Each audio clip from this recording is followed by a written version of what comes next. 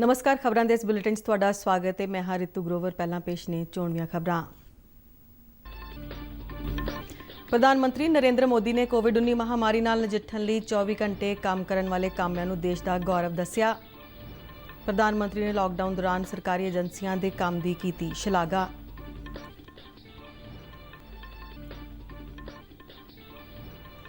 केंद्र सरकार ने कोविड-19 महामारी के मद्देनज़र मौजूदा विदेशी सीधे निवेश की नीति विच कीते बदलाव।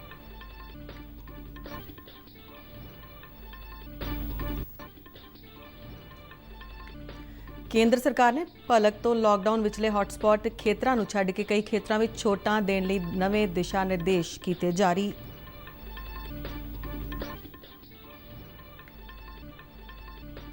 केंद्रीय मंत्री हरदीप सिंह पुरी ने कहा कि घरेलू ते अंतरराष्ट्रीय हवाई उड़ान सेवावां शुरू करने लई सरकार ने अजे कोई फैसला नहीं कीता।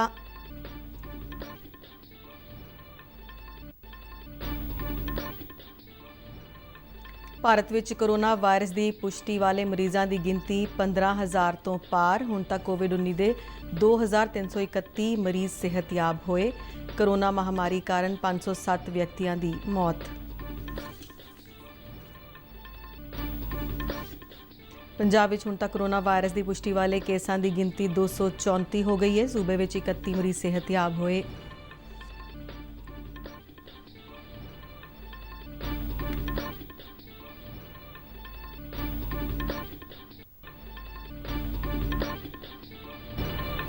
पंजाब विच कोविड-19 के प्रकोप के मद्देनज़र मजदूरों की घाट कारण झोने की मशीन नाल लवाई करन तो किसानां नूं जागरूक कराउण बारे निर्देश जारी। कोविड-19 महामारी कारण लॉकडाउन दौरान पंजाब विच वाढी ते मंडियां विच कणक की आमद का काम जारी।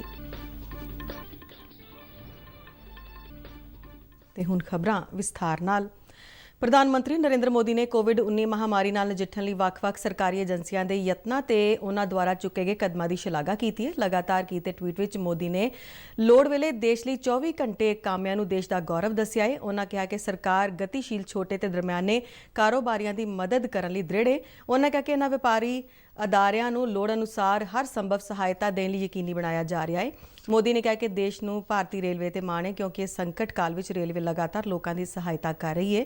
प्रधानमंत्री ने कहा कि विश्व इस वेले एकजुट होकर कोविड-19 नाल जंग लड़ रहा है तो विश्व की मनुखता इस महामारी ते जित हासिल कर लवेगी। केंद्र सरकार ने कोविड-19 महामारी के मद्देनज़र मौजूदा विदेशी सीधे निवेश की नीति यानी FDI नीति की समीक्षा की है। सरकार ने कहा कि इस नीति विच कीते गए बदलाव ते नवे नियमों का उद्देश्य मौके का फायदा उठा के भारतीय कंपनियों के रलेवें ते भारतीय कंपनियों को हासिल करने की प्रक्रिया को रोकना है। नवे नियमों में कहा गया कि भारत के नाल लगते देश केवल सरकार की मंजूरी नाल ही भारत में निवेश कर सकणगे। ये नियम उन्हां कंपनियों ते भी लागू होवेगा जिन्हां दे मालक इन्हां देशों के नागरिक ने जां ये कंपनियां इन्हां देशों में स्थित ने। पाकिस्तान स्थित कंपनियां जां पाकिस्तानी नागरिकों की मालकी वालियां कंपनियां नूं किसी भी खेतर विच भारत विच निवेश लई सरकार की मंजूरी लैनी होवेगी, पर रखिया, पुलाड़, ऊर्जा ते होर सूचीगत खेतरां विच विदेशी निवेश की मनाही होवेगी। नवी नीति विच यह स्पष्ट किया गया है कि इन्हां देशों तो आउण वाली FDI लई भारतीय कंपनियां दे रलेवें ते किसी भी बदलाव लई सरकार की मंजूरी जरूरी होवेगी। कांग्रेस ने कोविड-19 महामारी के मद्देनज़र FDI नीति विच कीते गए बदलाव दे केंद्र सरकार के फैसले का स्वागत किया है। पार्टी ने कहा कि इस फैसले नाल हुण भारतीय कंपनियों को हासिल करने लई प्रक्रिया मुश्किल हो जाएगी। कांग्रेस के नेता राहुल गांधी ने इस फैसले लई केंद्र सरकार का धन्यवाद किया है। केंद्र सरकार ने भलक तो कोविड-19 महामारी दौरान ऐलाने गए लॉकडाउन विचले हॉटस्पॉट खेतरां नूं छड्ड के होर कई खेतरां विच छूटां देण लई नवे दिशा निर्देश जारी किए हैं। इन्हां दिशा निर्देशों की लॉकडाउन दौरान सख्ती नाल पालना करने लई कहा गया है। कामकाजी जगह ते लागू होने वाले इन्हां दिशा निर्देशों विच रखिया, CRPF, सेहत ते परिवार कल्याण, आपदा प्रबंधन, IMD, NIC, food corporation of India, Nehru युवा केंद्र ते कस्टम विभाग शामिल ने। इन्हां महकमिਆਂ विच कल तो ये दिशा निर्देश लागू हो जाएंगे। होर मंत्रालय ते इन्हां विभागां विच डिप्टी सैकटरी ते उस तो उपर दे अधिकारी 100% हाज़र होणगे ते इस तो हेठला बाकी स्टाफ 33% लोड़ के मुताबक दफ्तरां विच काम करेगा। पेंडू खेतरां विचलियां सनतां ते जरूरी वस्तां तैयार करने वाले यूनिट भी खुले रहणगे। IT ਅਤੇ IT नाल संबंधित सेवावां 50% स्टाफ नाल चलाउण दी इजाजत दित्ती जावेगी। मनरेगा ते काम करन वाले भी चेहरे ते मास्क पहन के ते समाजिक दूरी बनाउंदे होए काम कर सकणगे। ਕੋਵਿਡ-19 ਮਹਾਮਾਰੀ ਨੂੰ ਫੈਲਾਅ ਤੋਂ ਰੋਕਣ ਲਈ ਚੁੱਕੇ ਗਏ ਕਦਮਾਂ ਦੀ ਸਮੀਖਿਆ ਕਰਨ ਲਈ ਕੱਲ੍ਹ ਨਵੀਂ ਦਿੱਲੀ ਵਿੱਚ ਕੇਂਦਰੀ ਗ੍ਰਹਿ ਮੰਤਰੀ ਅਮਿਤ ਸ਼ਾਹ ਦੀ ਪ੍ਰਧਾਨਗੀ ਵਿੱਚ ਇੱਕ ਮੀਟਿੰਗ ਹੋਈ। ਅਮਿਤ ਸ਼ਾਹ ਨੇ ਵੱਖ-ਵੱਖ ਸੂਬਿਆਂ ਵਿੱਚ ਬਣਾਏ ਗਏ ਕੰਟਰੋਲ ਰੂਮਾਂ ਵਿੱਚ ਸਥਿਤ ਅਧਿਕਾਰੀਆਂ ਤੋਂ ਜ਼ਮੀਨੀ ਪੱਧਰ ਦੀ ਜਾਣਕਾਰੀ ਹਾਸਲ ਕੀਤੀ ਅਤੇ ਇਹਨਾਂ ਰਾਜਾਂ ਵੱਲੋਂ ਕੀਤੇ ਗਏ ਮਿਸਾਲੀ ਕੰਮ ਲਈ ਪ੍ਰਸ਼ੰਸਾ ਕੀਤੀ। ਗ੍ਰਹਿ ਮੰਤਰਾਲੇ ਵਿੱਚ ਸਥਿਤ ਕੰਟਰੋਲ ਰੂਮ ਲਗਾਤਾਰ 24 ਘੰਟੇ ਕੰਮ ਕਰ ਰਿਹਾ ਹੈ ਤੇ ਉਹ ਕੇਵਲ ਰਾਜਾਂ ਨਾਲ ਹੀ ਨਹੀਂ ਬਲਕਿ ਵੱਖ-ਵੱਖ ਮੰਤਰਾਲਿਆਂ ਨਾਲ ਵੀ ਇਸ ਮਹਾਮਾਰੀ ਨਾਲ ਲੜਨ ਲਈ ਤਾਲਮੇਲ ਕਰ ਰਿਹਾ ਹੈ। ਰੱਖਿਆ ਮੰਤਰੀ ਰਾਜਨਾਥ ਸਿੰਘ ਨੇ ਕੱਲ੍ਹ ਨਵੀਂ ਦਿੱਲੀ ਵਿੱਚ ਕੋਵਿਡ-19 ਨਾਲ ਸੰਬੰਧਿਤ ਮੰਤਰੀ ਸਮੂਹ ਨਾਲ ਲੋਕਾਂ ਨੂੰ ਕੋਵਿਡ-19 ਕਰਕੇ ਆ ਰਹੀਆਂ ਔਕੜਾਂ ਅਤੇ ਉਹਨਾਂ ਨੂੰ ਰਾਹਤ ਦੇਣ ਲਈ ਮੰਤਰਾਲਿਆਂ ਦੇ ਯੋਗਦਾਨ ਬਾਰੇ ਵਿਚਾਰ ਵਟਾਂਦਰਾ ਕੀਤਾ। ਇਸ ਚਰਚਾ ਦੌਰਾਨ ਲਾਕਡਾਊਨ ਵਿੱਚ ਸੀਮਿਤ ਗਤੀਵਿਧੀਆਂ ਲਈ ਦਿੱਤੇ ਗਏ ਦਿਸ਼ਾ ਨਿਰਦੇਸ਼ਾਂ ਅਤੇ ਭਾਰਤੀ ਰਿਜ਼ਰਵ ਬੈਂਕ ਵੱਲੋਂ ਕੋਵਿਡ-19 ਕਾਰਨ ਅਰਥਚਾਰੇ ਤੇ ਪੈਣ ਵਾਲੇ ਅਸਰ ਨੂੰ ਘੱਟ ਕਰਨ ਲਈ ਐਲਾਨੇ ਉਪਰਾਲਿਆਂ ਦੀ ਪ੍ਰਸ਼ੰਸਾ ਕੀਤੀ ਗਈ। ਮੰਤਰੀ ਸਮੂਹ ਦੀ ਬੈਠਕ ਵਿੱਚ ਸੂਚਨਾ ਤੇ ਪ੍ਰਸਾਰਣ ਮੰਤਰੀ ਪ੍ਰਕਾਸ਼ ਜਾਵੜੇਕਰ, ਮਨੁੱਖੀ ਵਸੀਲਿਆਂ ਤੇ ਵਿਕਾਸ ਬਾਰੇ ਮੰਤਰੀ ਰਮੇਸ਼ ਪੋਖਰਿਆਲ ਨਿਸ਼ੰਕ, ਰੇਲਵੇ ਮੰਤਰੀ ਪੀਯੂਸ਼ ਗੋਇਲ, ਕਿਰਤ ਤੇ ਰੋਜ਼ਗਾਰ ਮੰਤਰੀ ਸੰਤੋਸ਼ ਗੰਗਵਾਲ, ਮਹਿਲਾ ਤੇ ਬਾਲ ਵਿਕਾਸ ਮੰਤਰੀ ਸਮ੍ਰਿਤੀ ਈਰਾਨੀ, ਉਪਭੋਗਤਾ ਮਾਮਲਿਆਂ ਬਾਰੇ ਮੰਤਰੀ ਰਾਮ ਵਿਲਾਸ ਪਾਸਵਾਨ ਨੇ ਹਿੱਸਾ ਲਿਆ। ਕੇਂਦਰ ਸਰਕਾਰ ਨੇ ਸਪਸ਼ਟ ਕੀਤਾ ਹੈ ਕਿ ਘਰੇਲੂ ਤੇ ਅੰਤਰਰਾਸ਼ਟਰੀ ਹਵਾਈ ਉਡਾਨ ਸੇਵਾਵਾਂ ਸ਼ੁਰੂ ਕਰਨ ਲਈ ਅਜੇ ਕੋਈ ਫੈਸਲਾ ਨਹੀਂ ਲਿਆ ਗਿਆ। ਇੱਕ ਟਵੀਟ ਵਿੱਚ ਸਿਵਲ ਹਵਾਬਾਜ਼ੀ ਬਾਰੇ ਕੇਂਦਰੀ ਮੰਤਰੀ ਹਰਦੀਪ ਸਿੰਘ ਪੁਰੀ ਨੇ ਸਾਰੀਆਂ 에ਅਰਲਾਈਨਜ਼ ਨੂੰ ਕਿਹਾ ਹੈ ਕਿ ਉਹ ਘਰੇਲੂ ਅਤੇ ਅੰਤਰਰਾਸ਼ਟਰੀ ਉਡਾਨਾਂ ਦੀਆਂ ਟਿਕਟਾਂ ਦੀ ਬੁਕਿੰਗ ਉਦੋਂ ਹੀ ਸ਼ੁਰੂ ਕਰਨ ਜਦੋਂ ਸਰਕਾਰ ਇਹਨਾਂ ਸੇਵਾਵਾਂ ਨੂੰ ਸ਼ੁਰੂ ਕਰਨ ਬਾਰੇ ਫੈਸਲਾ ਲੈ ਲਵੇ। ਮੰਤਰਾਲੇ ਨੇ ਇਹ ਬਿਆਨ ਉਸ ਵੇਲੇ ਜਾਰੀ ਕੀਤਾ ਜਦੋਂ ਕੱਲ੍ਹ 에ਅਰ ਇੰਡੀਆ ਵੱਲੋਂ ਅੰਤਰਰਾਸ਼ਟਰੀ ਉਡਾਨਾਂ ਸ਼ੁਰੂ ਕਰਨ ਲਈ 1 ਜੂਨ ਤੋਂ ਟਿਕਟਾਂ ਦੀ ਬੁਕਿੰਗ ਸ਼ੁਰੂ ਕਰਨ ਲਈ ਬਿਆਨ ਸਾਹਮਣੇ ਆਇਆ ਸੀ। ਇਹ ਜ਼ਿਕਰਯੋਗ ਹੈ ਕਿ ਕੋਵਿਡ-19 ਮਹਾਮਾਰੀ ਕਾਰਨ ਲਗਾਏ ਲਾਕਡਾਊਨ ਕਰਕੇ ਸਾਰੀਆਂ ਘਰੇਲੂ ਤੇ ਅੰਤਰਰਾਸ਼ਟਰੀ ਸੇਵਾਵਾਂ 3 ਮਈ ਤੱਕ ਮੁਲਤਵੀ ਕੀਤੀਆਂ ਗਈਆਂ ਨੇ। ਕੇਂਦਰੀ ਕਿਰਤ ਤੇ ਰੋਜ਼ਗਾਰ ਮੰਤਰੀ ਸੰਤੋਸ਼ ਗੰਗਵਾਰ ਨੇ ਸਾਰੇ ਰਾਜਾਂ ਤੇ ਕੇਂਦਰ ਸ਼ਾਸਿਤ ਪ੍ਰਦੇਸ਼ਾਂ ਨੂੰ ਮਜ਼ਦੂਰਾਂ ਦੀਆਂ ਸਮੱਸਿਆਵਾਂ ਹੱਲ ਕਰਨ ਲਈ ਨੋਡਲ ਅਧਿਕਾਰੀ ਨਿਯੁਕਤ ਕਰਨ ਲਈ ਕਿਹਾ ਹੈ। ਸੰਤੋਸ਼ ਗੰਗਵਾਰ ਨੇ ਸੂਬਾ ਸਰਕਾਰਾਂ ਦੇ ਕਿਰਤ ਮੰਤਰੀਆਂ ਨੂੰ ਲਿਖੇ ਇੱਕ ਪੱਤਰ ਵਿੱਚ ਕਿਹਾ ਹੈ ਕਿ ਕੋਰੋਨਾ ਮਹਾਮਾਰੀ ਦੇ ਪ੍ਰਕੋਪ ਨੂੰ ਰੋਕਣ ਲਈ ਐਲਾਨੇ ਗਏ ਲਾਕਡਾਊਨ ਦੇ ਮੱਦੇਨਜ਼ਰ ਮਜ਼ਦੂਰਾਂ ਦੀਆਂ ਸਮੱਸਿਆਵਾਂ ਨੂੰ ਹੱਲ ਕਰਨ ਲਈ ਕੇਂਦਰ ਸਰਕਾਰ ਨੇ ਵਿਸ਼ੇਸ਼ ਕੰਟਰੋਲ ਰੂਮ ਸਥਾਪਿਤ ਕੀਤੇ ਨੇ। ਉਹਨਾਂ ਕਿਹਾ ਕਿ ਸੂਬਾ ਸਰਕਾਰਾਂ ਨੂੰ ਕਿਰਤ ਵਿਭਾਗਾਂ ਦੇ ਇਹਨਾਂ ਕੰਟਰੋਲ ਰੂਮਸ ਨਾਲ ਸੰਬੰਧ ਸਥਾਪਿਤ ਕਰਨ ਲਈ ਨੋਡਲ ਅਧਿਕਾਰੀ ਲਗਾਉਣੇ ਚਾਹੀਦੇ ਨੇ। ਉਹਨਾਂ ਕਿਹਾ ਕਿ ਦਿਹਾੜੀਦਾਰਾਂ, ਮਜ਼ਦੂਰਾਂ ਤੇ ਕਾਮਿਆਂ ਦੀਆਂ ਸ਼ਿਕਾਇਤਾਂ ਨਾਲ ਨਜਿੱਠਣ ਲਈ ਕੇਂਦਰ ਤੇ ਸੂਬਾ ਸਰਕਾਰਾਂ ਦਰਮਿਆਨ ਸਾਂਝੇ ਯਤਨ ਜ਼ਰੂਰੀ ਨੇ। ਸੰਯੁਕਤ ਅਰਬ ਅਮਾਰਾਤ ਨੇ ਕੋਵਿਡ-19 ਮਹਾਮਾਰੀ ਦੇ ਸੰਕਟ ਭਰੇ ਸਮੇਂ ਦੌਰਾਨ ਭਾਰਤ ਵੱਲੋਂ ਕੀਤੀ ਗਈ ਮਦਦ ਲਈ ਧੰਨਵਾਦ ਕੀਤਾ ਹੈ। ਨਵੀਂ ਦਿੱਲੀ ਸਥਿਤ ਸੰਯੁਕਤ ਅਰਬ ਅਮਾਰਾਤ ਦੇ ਦੂਤਘਰ ਵੱਲੋਂ ਕੀਤੇ ਇੱਕ ਟਵੀਟ ਵਿੱਚ ਲੋਕਾਂ ਦੀ ਸਿਹਤ ਸੁਰੱਖਿਆ ਅਤੇ ਕੋਵਿਡ-19 ਦੇ ਮਰੀਜ਼ਾਂ ਲਈ ਹਾਈਡਰੋਕਸੀ ਕਲੋਰੋਕੁਈਨ ਦੀਆਂ 5.5 ਮਿਲੀਅਨ ਗੋਲੀਆਂ ਭੇਜਣ ਲਈ ਭਾਰਤ ਵੱਲੋਂ ਇਸ ਔਖੇ ਸਮੇਂ ਕੀਤੀ ਮਦਦ ਲਈ ਧੰਨਵਾਦ ਕੀਤਾ ਹੈ। ਕੇਂਦਰੀ ਸਿਹਤ ਮੰਤਰਾਲੇ ਨੇ ਕਿਹਾ ਹੈ ਕਿ ਕੋਵਿਡ-19 ਦੇ ਫੈਲਾਅ ਨੂੰ ਰੋਕਣ ਲਈ ਜ਼ਮੀਨੀ ਪੱਧਰ ਤੇ ਕੀਤੇ ਜਾ ਰਹੇ ਉਪਰਾਲਿਆਂ ਦੇ ਚੰਗੇ ਨਤੀਜੇ ਮਿਲ ਰਹੇ ਨੇ। ਬੀਤੇ 14 ਦਿਨਾਂ ਤੋਂ ਦੇਸ਼ ਦੇ 23 ਸੂਬਿਆਂ ਦੇ 47 ਜ਼ਿਲ੍ਹਿਆਂ ਵਿੱਚ ਕੋਈ ਨਵਾਂ ਕਰੋਨਾ ਮਰੀਜ਼ ਸਾਹਮਣੇ ਨਹੀਂ ਆਇਆ। ਕੇਂਦਰੀ ਸਿਹਤ ਮੰਤਰਾਲੇ ਵੱਲੋਂ ਜਾਰੀ ਅੰਕੜਿਆਂ ਦੌਰਾਨ ਭਾਰਤ ਵਿੱਚ ਕਰੋਨਾ ਵਾਇਰਸ ਦੀ ਪੁਸ਼ਟੀ ਵਾਲੇ ਮਰੀਜ਼ਾਂ ਦੀ ਗਿਣਤੀ 15,000 ਤੋਂ ਪਾਰ ਹੋ ਗਈ ਹੈ। ਕੇਂਦਰੀ ਮੰਤਰਾਲੇ ਦੇ ਬੁਲਾਰੇ ਲਵ ਅਗਰਵਾਲ ਨੇ ਪ੍ਰੈਸ ਬਰੀਫਿੰਗ ਦੌਰਾਨ ਦੱਸਿਆ ਕਿ ਹੁਣ ਤੱਕ ਦੇਸ਼ ਵਿੱਚ ਕਰੋਨਾ ਵਾਇਰਸ ਦੀ ਪੁਸ਼ਟੀ ਵਾਲੇ 15,712 ਮਰੀਜ਼ ਪਾਏ ਗਏ ਨੇ, ਜਿਨ੍ਹਾਂ ਵਿੱਚੋਂ 2231 ਮਰੀਜ਼ਾਂ ਨੂੰ ਸਿਹਤਯਾਬ ਹੋਣ ਮਗਰੋਂ ਛੁੱਟੀ ਦਿੱਤੀ ਗਈ ਹੈ। ਇਸ ਮਹਾਮਾਰੀ ਕਾਰਨ ਹੁਣ ਤੱਕ 507 ਵਿਅਕਤੀਆਂ ਦੀ मौत हुई है। तो देश में 1992 लोग क्योर हो चुके हैं, जिसके द्वारा अगर हम देखें तो हमारी overall cure percentage is something around 13.85%। कल से टोटल 991 एडिशनल पॉजिटिव केसेस आए हैं, which takes our confirm cases to 14,378 cases. Last 24 hours में 43 न्यू डेथ्स भी रिपोर्ट हुई हैं, taking our total death toll to 480 deaths. आज मैं आप लोगों की दृष्टि में लाना चाहूँगा कि स्टेट लेवल पर, डिस्ट्रिक्ट लेवल पर किए हुए कार्यों के द्वारा हमें अच्छे रिजल्ट्स भी काफ़ी हद तक मिलने लगे हैं।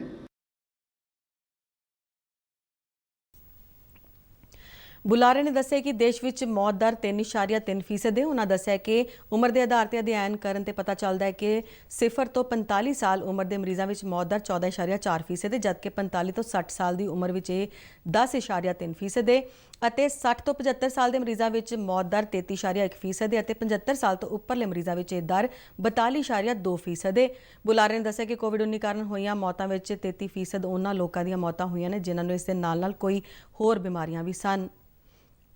ਪੰਜਾਬ ਵਿੱਚ ਹੁਣ ਤੱਕ ਕੋਰੋਨਾ ਵਾਇਰਸ ਦੀ ਪੁਸ਼ਟੀ ਵਾਲੇ ਮਰੀਜ਼ਾਂ ਦੀ ਗਿਣਤੀ 234 ਹੋ ਗਈ ਹੈ, ਜਿਨ੍ਹਾਂ ਵਿੱਚੋਂ 31 ਮਰੀਜ਼ ਸਿਹਤਯਾਬ ਹੋ ਚੁੱਕੇ ਨੇ ਤੇ 16 ਮਰੀਜ਼ਾਂ ਦੀ ਇਸ ਬਿਮਾਰੀ ਨਾਲ ਮੌਤ ਹੋਈ ਹੈ। ਸਾਹਿਬਜ਼ਾਦਾ ਅਜੀਤ ਸਿੰਘ ਨਗਰ ਮੋਹਾਲੀ ਵਿੱਚ ਸਭ ਤੋਂ ਜ਼ਿਆਦਾ ਕੋਰੋਨਾ ਵਾਇਰਸ ਦੇ ਪੁਸ਼ਟੀ ਵਾਲੇ ਮਰੀਜ਼ ਪਾਏ ਗਏ ਨੇ, ਜਿਨ੍ਹਾਂ ਦੀ ਗਿਣਤੀ 57 ਹੈ। ਜਲੰਧਰ ਵਿੱਚ 48, ਪਠਾਨਕੋਟ ਵਿੱਚ 24 ਅਤੇ ਪਟਿਆਲਾ ਵਿੱਚ ਕੋਰੋਨਾ ਵਾਇਰਸ ਦੀ ਪੁਸ਼ਟੀ ਵਾਲੇ ਮਰੀਜ਼ ਨੇ। ਪੰਜਾਬ ਵਿੱਚ ਕੋਵਿਡ-19 ਮਹਾਮਾਰੀ ਕਾਰਨ ਖੇਤੀਬਾੜੀ ਖੇਤਰ ਨੂੰ ਗੰਭੀਰ ਚੁਣੌਤੀਆਂ ਦਾ ਸਾਹਮਣਾ ਕਰਨਾ ਪੈ ਰਿਹਾ ਹੈ। ਪੰਜਾਬ ਦੇ ਖੇਤੀਬਾੜੀ ਤੇ ਕਿਸਾਨ ਭਲਾਈ ਵਿਭਾਗ ਦੇ ਡਾਇਰੈਕਟਰ ਡਾਕਟਰ ਸੁਤੰਤਰ ਕੁਮਾਰ ਐਰੀ ਨੇ ਦੱਸਿਆ ਕਿ ਸੂਬੇ ਵਿੱਚ ਸੌਣੀ ਦੀਆਂ ਫਸਲਾਂ ਹੇਠ ਰਕਬਾ ਕੁੱਲ 35.85 ਹੈਕਟੇਅਰ ਬੀਜਣ ਦਾ ਟੀਚਾ ਮਿੱਥਿਆ ਗਿਆ ਹੈ। ਇਸ ਵਿੱਚੋਂ 71.5% ਰਕਬਾ ਝੋਨੇ ਅਤੇ ਬਾਸਮਤੀ ਹੇਠ ਬੀਜਿਆ ਜਾਣਾ ਹੈ। ਡਾਕਟਰ ਐਰੀ ਨੇ ਕਿਹਾ ਕਿ ਪਿਛਲੇ ਵਰੇ ਪੰਜਾਬ ਵਿੱਚ 29.20 ਲੱਖ ਹੈਕਟੇਅਰ ਝੋਨੇ ਸਮੇਤ ਬਾਸਮਤੀ ਬੀਜੀ ਗਈ ਸੀ, ਜਿਸ ਨੂੰ ਇਸ ਸਾਲ ਘਟਾ ਕੇ 25.63 ਲੱਖ ਹੈਕਟੇਅਰ ਕੀਤੇ ਜਾਣ ਦੀ ਯੋਜਨਾ ਬਣਾਈ ਗਈ ਹੈ। ਬੀਜਣ ਲਈ ਤੁਸੀਂ ਉਹ ਢੰਗ ਤਰੀਕੇ ਅਪਣਾਉਣੇ ਹਨ ਜਿਹਦੇ ਨਾਲ ਉਹ ਫਸਲਾਂ ਜਿਹੜੇ ਘੱਟ ਪਾਣੀ ਲੈਣ, ਜਿੱਦਾਂ ਖਾਸ ਕਰਕੇ ਮੱਕੀ ਔਰ ਜਿਹੜੀ ਇੰਟਰਕ੍ਰੋਪਿੰਗ ਦਾਲਾਂ ਦੀ ਹੈ, ਉਹ ਕਰਕੇ ਅਸੀਂ ਆਪਣੀ ਆਮਦਨ ਵੀ ਵਧਾ ਸਕੀਏ ਔਰ ਆਪਣੀ ਵੱਧ ਤੋਂ ਵੱਧ ਜਿਹੜੀ ਹੈ ਆਪਣੀ ਉਪਜ ਜਿਹੜੀ ਹੈ ਉਹ ਆਮਦਨ ਵਧਾਉਂਦੇ ਹੋਏ ਵੱਧ ਤੋਂ ਵੱਧ ਪੈਦਾਵਾਰ ਲੈ ਸਕੀਏ। ਡਾਕਟਰ ਐਰੀ ਨੇ ਕਿਹਾ ਕਿ ਸੂਬੇ ਵਿੱਚ ਝੋਨੇ ਦੀ ਲਵਾਈ ਲਈ ਮਜ਼ਦੂਰਾਂ ਦੀ ਘਾਟ ਕਰਕੇ ਆਉਣ ਵਾਲੀਆਂ ਮੁਸ਼ਕਲਾਂ ਦੇ ਹੱਲ ਲਈ ਕਿਸਾਨਾਂ ਨੂੰ ਮਸ਼ੀਨ ਨਾਲ ਲਵਾਈ ਕਰਨ ਬਾਰੇ ਜਾਗਰੂਕ ਕਰਨ ਸੰਬੰਧੀ ਨਿਰਦੇਸ਼ ਦਿੱਤੇ ਜਾ ਰਹੇ ਨੇ। ਹਾਂ, ਜਾਗਰੂਕ ਕਰ ਰਹੇ ਹਾਂ ਕਿ ਜਦੋਂ ਵੀ ਤੁਸੀਂ ਵਾਢੀ ਸ਼ੁਰੂ ਕਰਨੀ ਹੈ ਕੰਬਾਈਨ ਨਾਲ, ਪਹਿਲੇ ਆਪਣੇ ਖਾਸ ਕਰਕੇ ਪੌੜੀ ਜਾਂ ਸਟੀਅਰਿੰਗ ਜਾਂ ਜਿਹੜੀ ਵੀ ਤੁਸੀਂ ਉਹ ਚੀਜ਼ ਜਿੱਥੇ ਸੀਟ ਹੈ, ਜਿੱਥੇ ਬੈਠਣਾ ਹੈ, ਉਸ ਚੀਜ਼ ਨੂੰ ਸੈਨੀਟਾਈਜ਼ ਕਰਕੇ ਫਿਰ ਹੀ ਆਪਣਾ ਕੰਮ ਸ਼ੁਰੂ ਕੀਤਾ ਜਾਏ। ਔਰ ਜਿਹੜੀ ਹੈ ਆਪਣੀ ਕੰਬਾਈਨ ਰਾਹੀਂ ਆਪਣੀ ਕਣਕ ਦੀ ਹਾਰਵੈਸਟਿੰਗ ਕਰਕੇ ਬੜੇ ਹੀ ਵਧੀਆ ਢੰਗ ਨਾਲ ਜਿਹੜਾ ਬੜੇ ਤਸੱਲੀ ਨਾਲ ਆਪਣੀ ਉਪਜ ਨੂੰ ਮੰਡੀਆਂ 'ਚ ਲੈ ਕੇ ਜਾਣਾ ਹੈ। ਜਿਸ ਤਰ੍ਹਾਂ ਤੁਹਾਨੂੰ ਜਾਗਰੂਕ ਕੀਤਾ ਹੈ ਕਿ ਸੋਸ਼ਲ ਡਿਸਟੈਂਸਿੰਗ ਔਰ ਮਾਸਕ ਔਰ ਸੈਨੀਟਾਈਜੇਸ਼ਨ ਦਾ ਖਾਸ ਧਿਆਨ ਰੱਖਣਾ ਹੈ।